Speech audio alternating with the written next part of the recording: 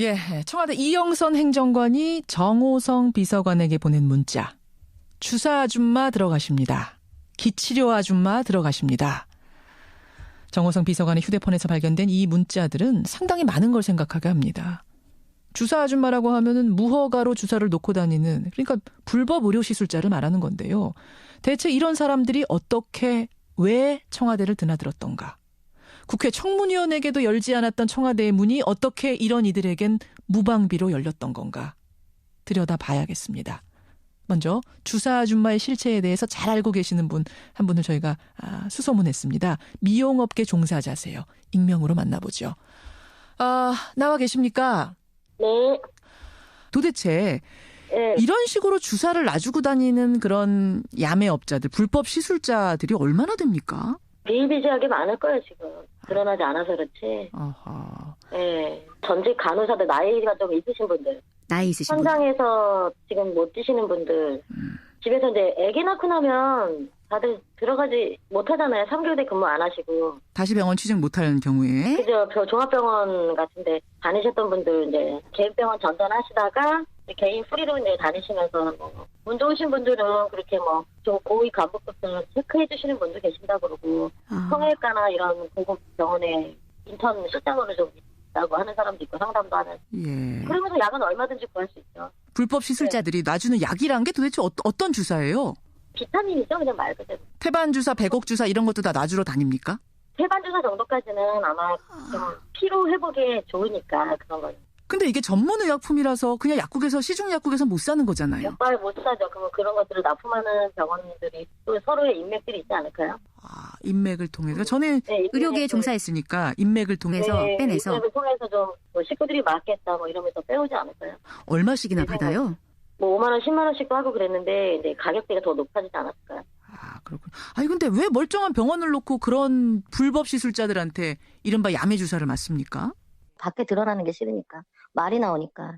자기가 그렇게 하는 게 보이기가 싫은 거지. 값이 떨어지니까. 주로 얼굴이 알려지면 안 되는 사람. 알려져 있으니까. 예. 근데 비타민 주사나 태반 주사가 불법은 아닌데 그냥 맞으면 되잖아요, 병원 가서.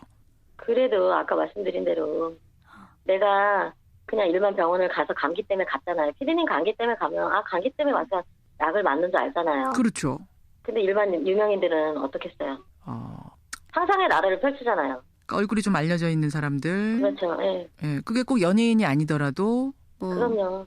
정치인이라든지 이런 권력자들. 예. 근데 지금 이 문제는 정호성 비서관 휴대폰에서 나온 문자입니다. 청와대에도 이 주사 아줌마가 드나들었다는 거예요.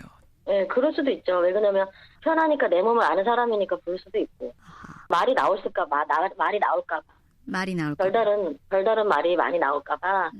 오랫동안 친분을 유지한 사람이라면은 청와대로 불러들여서 충분히 알아볼 수 있으면 그런 사람이 있는데 한번 해보자고 하는데 그러다 보니까 이제 연주 됐겠죠. 그렇군요.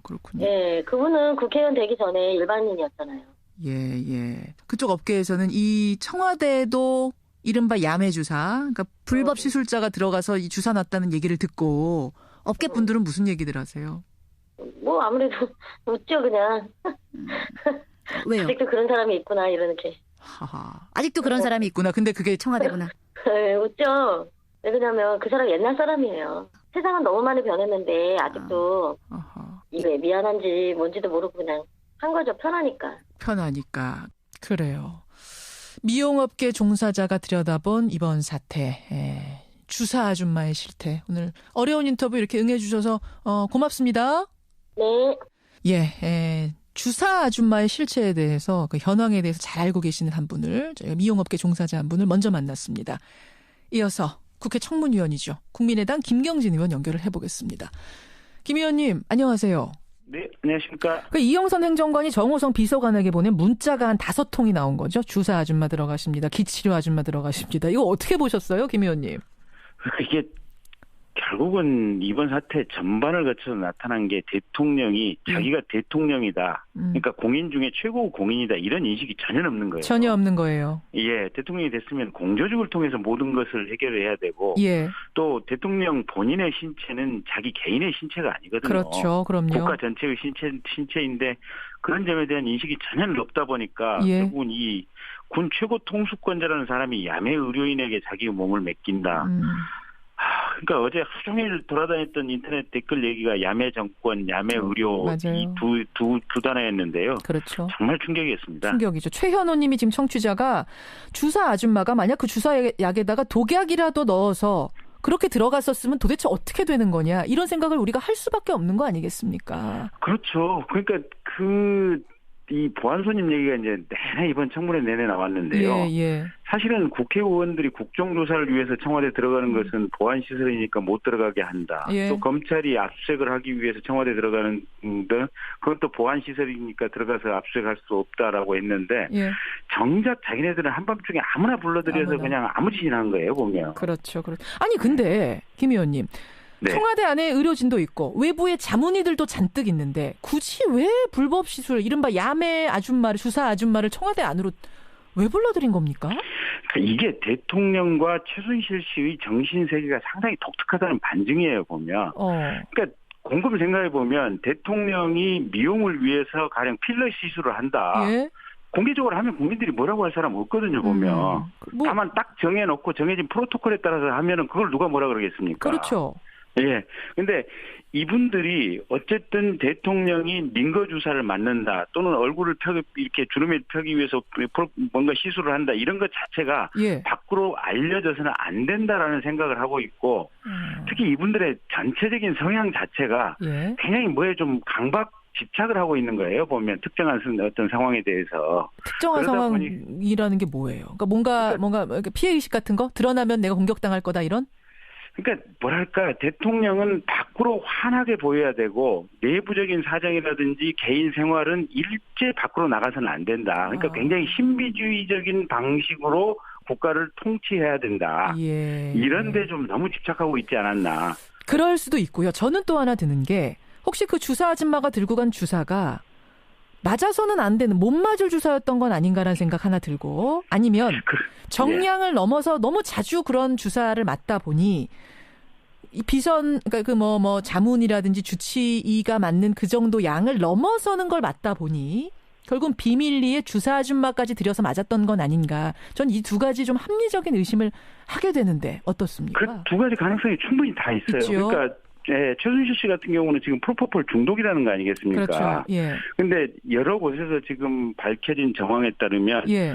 최순실 씨가 프로포폴을 많이 처방받아서 자기 집에 가져다 놓고 예. 자신의 집에서 지금 일부 스스로 이렇게 주사를 맞았다는 내용들이 나오고 있거든요, 보면. 집에 앰플이 잔뜩 있었다. 주사 아줌마가 드나들었다라는 도우미의 증언을 지금 특검이 확보했죠. 예, 그렇습니다. 그러면 그 앰플들을 주사 아주머니가 가지고 청와대로 가서 예. 대통령 몸에 놓지는 않았을까? 충분히 가능한 추론이거든요. 가능하죠. 예. 그래서 이런 부분은 특검이 좀 정확하게 좀 수사를 해서 밝혀내야 될 부분입니다. 예, 그냥 단순히 무허가 시술자에게 의료행위를 받았다. 이 정도가 아니라 저는 혹시 우리가 지금 밝히고자 하는 세월호의 7시간 그것과도 관련된 부분은 없는지까지도 깊이 들어가 봐야 될 것 같고요. 특검이 주목할 부분이 많은 것 같습니다. 단순한 문자는 아닌 것 같습니다. 또 하나 저는 화가 나는 부분이 국회 청문위원들은 지난주에 청와대 들어가려다가 실패하셨죠, 김 의원님. 예, 그렇습니다. 보안시설이라고 안 된다고 했잖아요. 근데 예, 국회의원도 못 들어가는 이곳을 이른바 야매 주사 아줌마는 어떻게 프리패스로 들어갔는가 아까도 잠깐 지적하셨습니다만 저는 이 부분이 제일 화나요. 그러니까 이영선 씨가 밖에 나가서 그냥 차에 태워서 무시로 데리고 들어갔다는 거 아니겠습니까? 그렇죠. 예. 예, 그렇게 해서 들어간 사람이 차은택 씨 같은 분들, 또 김영재 의사, 또 지금 이름을 밝히지 않은 분들, 그다음에 최초에 정성주 씨, 정매주 씨 자매 같은 부분도 청와대에서 전혀 그 7시간 해명과 관련해서 얘기를 않고 있다가 네. 이게 나중에 이제 보도가 나오니까 그때서 지금 이 정식으로 뭐 계약을 한 계약직 직원이다 뭐 이런 식으로 설명을 하고 있지 않습니까? 그래요. 예. 그러니까 헌법재판소에서도 보면 7시간을 대통령 보고 이 시간 단위로 이렇게 적극적으로 좀 소명을 하라고 얘기를 하는데 아직까지도 답변을 못 내놓고 있거든요. 그렇죠. 답을 못 내놓고 있다고 하는 것은 예. 방금 앵커께서 말씀하신 대로 그 시간 중에 특정한 시간대는 분명히 뭔가 밖으로 밝힐 수 없는 불법적인 행위가 있었다. 그러니까 그 중에 하나가 뭔가 이런 주사 아주머니가 한 주사라든지 아니면 뭐 성형수술이라든지 이런 부분이 있었다고 볼 수밖에 없습니다. 그렇죠. 그 부분도 특검이 주목해야 한다는 말씀. 김경진 의원님. 예. 그나저나 식사는 하셨어요? 네. 식사는 하고 지금 질문에 답변하시는 건지 모르겠습니다만. 이게 저도 이게 재밌는 게요. 예. 이게 이제 역사의 한복판에서 청문회를 한다는 게 개인적으로 영광이기도 하지만 예.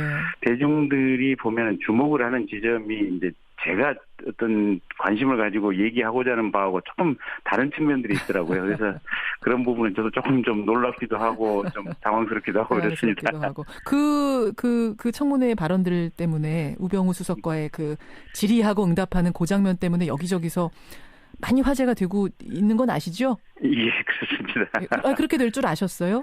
아니요, 전혀 생각지도 못했습니다. 그러니까 저는 그때 그 마지막 이제 자정무렵에서 했던 질문이 결국은 그 모든 것을 누설하고 수사기밀을 누설했던 사람은 민정수석 직책에 있던 당신밖에 없다.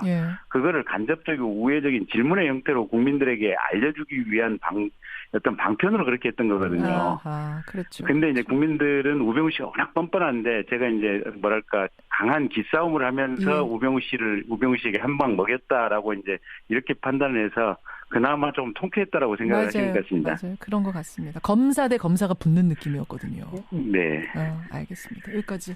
김경진 의원님 앞으로도 활약해 주시고요. 오늘 고맙습니다.